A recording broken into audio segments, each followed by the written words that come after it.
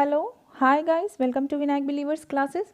सो students, हम topic कर रहे थे परिवार के बारे में हमने एक वीडियो में कर लिया है। अभी सेकंड वीडियो मैं आपके लिए लेकर आई हूँ, जिसके अंदर हम पढ़ेंगे आपके different stages and sub stages of families life cycle.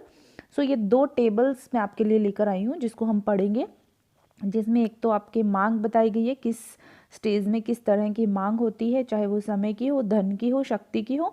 और एक आ रहा है आपके पारिवारिक जीवन चक्र की जो स्टेजेस हैं, हम वो देखते हैं, क्योंकि परिवार एक ऐसी संस्था है जिसमें अलग अलग तरह की स्टेजेस आती हैं। हर एक व्यक्ति को उस स्टेजेस से होकर गुजरना पड़ता है। ठीक है, सो चलिए हम स्टार्ट करते हैं आपको फर्स्ट में। चलिए अवस्थाएं देखते हैं इसके अंदर, और इसकी उप अवस्थाएं कौन सी होती है मैं आपको इसमें डिटेल में बता दूंगी, समझा दूंगी, आप अच्छे से समझिएगा। ये दो टेबल्स दिए गए हैं। चलिए फर्स्ट आता है इसके अंदर प्रारंभिक अवस्था, पारिवारिक जीवन चक्र की लाइफ साइकिल की जो आपके फर्स्ट स्टेज होती है वो आपके प्रारंभिक अवस्था, जिसको उप अवस्था में सब स्टेज में आप क्या बोल सकते हैं, स्थापत्य कला।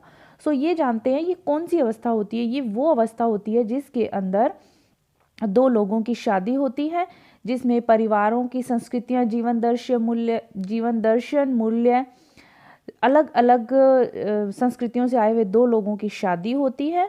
और फिर जो उसके बाद उनका जो परिवार है वो शुरू होता है, एक दूसरे को समझते हैं, अपने परिवार की शुरुआत करते हैं, आपस में एडजस्टमेंट करते हैं, और अपने अपने जो भी उत्तरदायित्व हैं, अपनी अपनी जो भी रिस्पॉन्सिबिलिटीज़ हैं उसको निभाते हैं। फर्स्ट स्टेज के अंदर मीन्स कि दो लोगों की शादी होती है। ठीक है, ये इसमें बताया गया है। प्रथम जो ये प्रारंभिक अवस्था जो होती है, इसमें इसकी जो शुरुआत होती है वो विवाह के बाद से होती है, ये ध्यान रखिएगा। और जो प्रथम जो बच्चा होता है, पहला जो बच्चा आता है घर में, उससे ही उसके प्रथम शिशु के आगमन से के साथ ही क्या हो जाती है, प्रारंभिक अवस्था जो होती है ये समाप्त हो जाती है। सो प्रारंभिक अवस्था कहाँ तक होती है कि शादी होती है, और वो एक दूसरे के लिए उत्तरदायित्व अपना अपना पूरा करते हैं, अपने लक्ष्यों को बनाते हैं, एक दूसरे से एडजस्टमेंट करते हैं। और जब पहला बच्चा आता है तो उसके साथ ही ये जो स्टेज होती है ये वहीं समाप्त हो जाती है। तब कौन सी स्टेज स्टार्ट होती है, तब आपके स्टार्ट होती है इसके अंदर विस्तृत अवस्था। ठीक है, विस्तृत अवस्था में देखिए आपके क्या होता है, इसमें जब वो बच्चा होने के बाद सेकंड स्टेज विस्तृत अवस्था मीन्स के एक्सपैंडिंग स्टेज, ये आपके इसको पीरियड ऑफ ग्रोथ भी बोल सकते हैं, पीरियड ऑफ ग्रोथ स्टेज भी बोल सकते हैं। इसमें क्या होता है, आपके शिशु आगमन के बाद पालन पोषण की अवस्था शुरू होती है बच्चे के। स्कूल पूर्व अवस्था मीन्स कि पहले शिशु होता है, शिशु के पालन पोषण की अवस्था होती है, फिर बच्चा स्कूल जाना है, उसकी जिम्मेदारी उठाते हैं पेरेंट्स, उसको स्कूल भेजना। ठीक है, जो प्री स्कूल होते हैं, प्री स्कूल जो स्टेज होती है वो स्टार्ट होती है। फिर बच्चे को एलिमेंट्री जो उनको बच्चों को शिक्षा देनी है माँ बाप की, वो जो रिस्पॉन्सिबिलिटी होती है उसको उठाते हैं वो लोग। ठीक है, प्राथमिक विद्यालय, फिर उच्च विद्यालय, हाई स्कूल की जो शिक्षा देनी है, फिर कॉलेज की जो शिक्षा देनी है, और फिर बच्चों के व्यावसायिक समायोजन का ये काल होता है। मीन्स कि ये आपका पूरा का पूरा पीरियड क्या होता है, एजुकेशन पीरियड होता है। और आपके जो भी आप प्रोफेशन चूज करना चाहते हैं बच्चे या पेरेंट्स, उनको जिस प्रोफेशन में उनको समायोजित करना चाहते हैं, सो वो ये स्टेज होती है। सेकंड स्टेज के अंदर जो माता पिता, जो दो लोगों की शादी हुई होती है वो माता पिता बन चुके होते हैं, और फिर वो अपने बच्चे का पालन पोषण करते हैं। ठीक है, और अपने बच्चे को पढ़ाते हैं, लिखाते हैं, उनको अपने पैरों पर खड़ा होने लायक बनाते हैं। ये आती है आपके सेकंड स्टेज। सो ये सेकंड स्टेज जो होती है ये आपके चलती है 20 से 25 वर्ष की अवस्था तक चलती है। सेकंड स्टेज किस अवस्था तक चलती है, बच्चे के 20 से 25 वर्ष तक की अवस्था चलती है। ठीक है, जिसमें सेकंड स्टेज माना जाता है, आप इसको पीरियड ऑफ ग्रोथ मीन्स की वृद्धि की अवस्था बोल सकते हैं, विस्तृत परिवार की अवस्था भी बोल सकते हैं। सो ये ध्यान रखिएगा। नेक्स्ट आपके आ जाता है इसमें संकुचित अवस्था, लास्ट आ रही है आपके इसमें संकुचित अवस्था।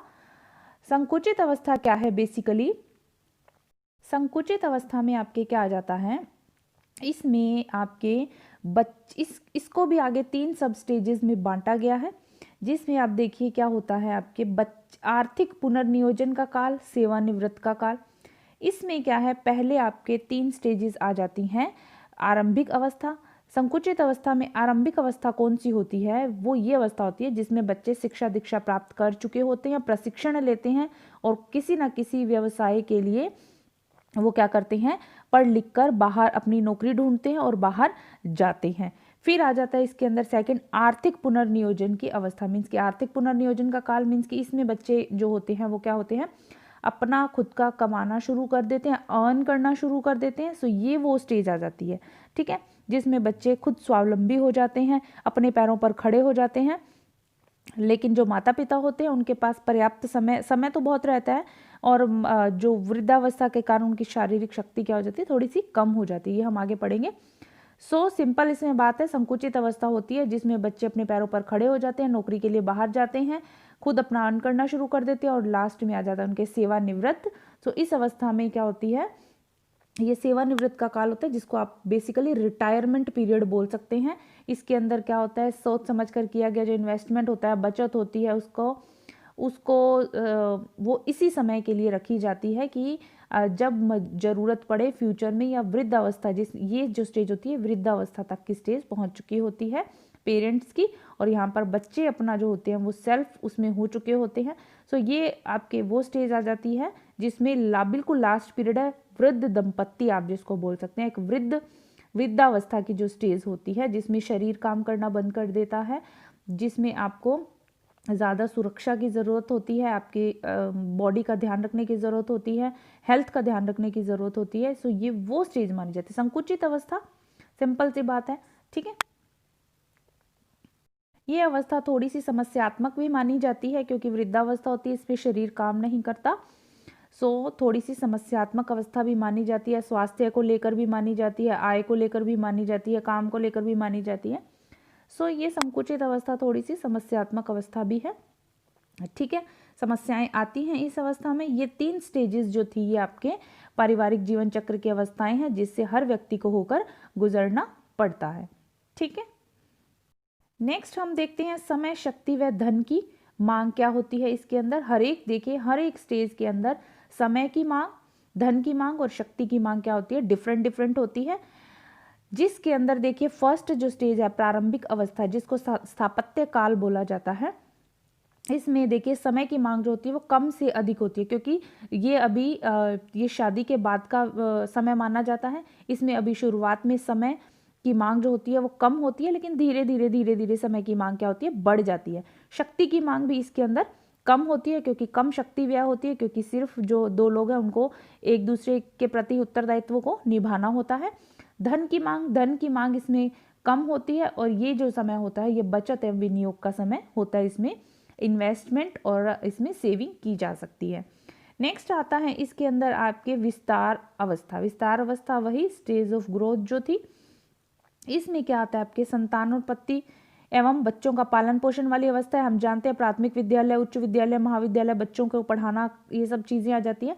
सो इसमें देखिए क्या होता है, समय की मांग बहुत ज़्यादा होती है, समय की मांग अधिक होती है, इसमें भी अधिक होती है। लेकिन महाविद्यालय के जाते टाइम जब तक बच्चा महाविद्यालय पहुंच चुका होता है, जो कॉलेज की स्टडी में आ जाता है, तब समय की मांग क्या हो जाती है, कम हो जाती है।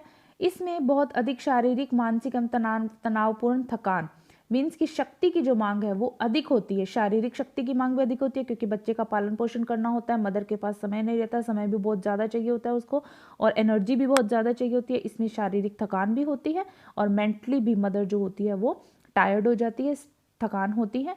उसके अलावा इसमें धन की मांग ज़्यादा होती है। ये हम सब जानते हैं कि जब घर में बच्चा जन्म लेता है तो उसके साथ साथ ही अदर जो एक्सपेंडिचर हैं वो बढ़ जाते हैं, बहुत अधिक जो होती है धन की मांग होती है, क्योंकि बच्चे की भी सभी आवश्यकताओं को पूरा करना ज़रूरी होता है, ठीक है। इसके साथ प्राथमिक जो आते हैं आपके बच्चे, जब मतलब प्री स्कूल में आते हैं, तब आपके अधिक मांग होती है समय की, और शक्ति की मांग भी अधिक होती है। लेकिन धन की मांग क्या हो जाती है, धन की कम से अधिक में, पहले कम होती है लेकिन धीरे धीरे बढ़ जाती है, क्योंकि शुरुआत में कम होती है लेकिन धीरे धीरे आगे बढ़ जाती है।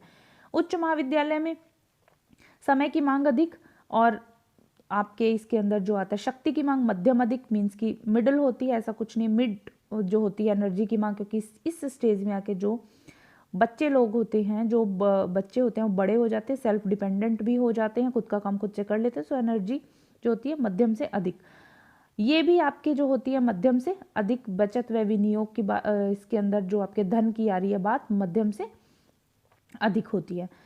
नेक्स्ट आपके आ जाता है इसमें महाविद्यालय में समय की मांग कम होती है, शक्ति की मांग कम होती है, लेकिन जो आपके धन की मांग है वो क्या हो जाती है, सर्वाधिक होती है, क्योंकि हायर स्टडीज़ के लिए पैसा लगता है, हायर स्टडीज़ के लिए धन की मांग बढ़ जाती है। नेक्स्ट आता है आपके इसके अंदर संकुचित जो अवस्था होती है, इसमें देखिए आपकी क्या होता है, संकुचित अवस्था में बच्चों का व्यावसायिक समायोजन काल होता है। बिल्कुल ये जो टाइम होता है इसमें बच्चों को प्रोफेशनली किसी ना किसी जगह पर एडजस्ट होना पड़ता है, उनको खुद से नौकरी करनी पड़ती है। इसमें क्या होता है, आपके समय की मांग कम होती है, मीन्स की समय कम, शक्ति की मांग भी कम होती है, लेकिन धन की ज़्यादा ज़रूरत होती है। इसमें समय भी कम चाहिए, एनर्जी भी आपकी कम लगेगी, लेकिन इसमें पैसा क्या चाहिए, ज़्यादा चाहिए। धन की मांग अधिक हो जाती है, क्योंकि कोई ना कोई व्यवसाय सेट करना है, अगर अपना खुद का बिजनेस करना है तो पैसा चाहिए, हायर स्टडीज़ की है तो उसके लिए भी आपको पैसा चाहिए, और आपने आगे अगर कुछ और करना है तो उसके लिए पैसा चाहिए, ठीक है। सो धन की मांग बढ़ जाती है। उसके अलावा इसके अंदर आ जाता है आर्थिक पुनर्नियोजन का काल। आर्थिक पुनर्नियोजन के काल के अंदर क्या आ जाता है, समय की मांग कम, शक्ति की मांग कम, और इसमें दोनों आता है, कम भी हो सकती है और अधिक भी हो सकती है आर्थिक पुनर्नियोजन का, ठीक है। इसमें धन की मांग कम भी हो सकती है और अधिक भी हो सकती है। नेक्स्ट आता है सेवानिवृत्त काल। सेवानिवृत्त काल के अंदर देखिए क्या होता है, समय की मांग बहुत ज़्यादा होती है, शक्ति की मांग कम होती है, और सबसे धन की मांग सबसे कम होती है और धन की मांग सबसे अधिक कम होती है, क्योंकि वृद्धावस्था की ये जो अवस्था होती है इसमें अदर जो चीज़ें होती हैं उसकी इतनी आवश्यकता उनको नहीं महसूस होती, लेकिन यहाँ पर चिकित्सकीय जो व्यय होता है, देखिए चिकित्सकीय व्यय जो होता है इस अवस्था में वो बढ़ जाता है, क्योंकि हेल्थ धीरे धीरे डाउन हो चुकी होती है। सो ये होता है सेवानिवृत्त का काल। इसमें समय की मांग अधिक होती है, कारण क्योंकि इस अवस्था में जो बड़े बुजुर्ग लोग होते हैं कि वो चाहते हैं कि उनको सभी समय दें, लेकिन दूसरों के पास समय नहीं होता, वो सभी अपने अपने बिजी होते हैं, अपने अपने कामों में, अपनी नौकरी में, अपनी स्टडी में। और इसके अंदर एनर्जी की मांग कम होती है, बिल्कुल, क्योंकि इस समय में एनर्जी भी बहुत डाउन हो चुकी होती है, शक्ति की भी इतनी ज़रूरत नहीं होती और धन की भी इतनी ज़रूरत नहीं होती, सिर्फ चिकित्सकीय व्यय अधिक होता है, बढ़ जाता है, ठीक है। सो ये था आपके पारिवारिक जीवन चक्र की अवस्थाएं और पारिवारिक जीवन चक्र अवस्थाओं में होने वाली मांग, समय, शक्ति और धन की कितनी मांग होती है। सो स्टूडेंट्स, ये टेबल से ही आपको समझ में आ जाएगा, याद कर लीजिएगा, अच्छे से पढ़ लीजिएगा, सो आपको समझ में आ जाएगा, इजी है, कोई प्रॉब्लम नहीं है। So thank you so much for watching my video, बने रहिए मेरे साथ, स्टडी करते रहिए। God bless you all, bye.